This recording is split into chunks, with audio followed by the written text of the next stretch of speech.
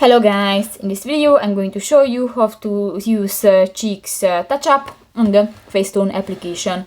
But first of all, I just want to mention, please don't forget to subscribe to our channel, because at 100,000 subscribers we are going to show you our YouTube revenue statistics and growth strategy, how to make money online. So let's jump into it. First of all, open the application on your device.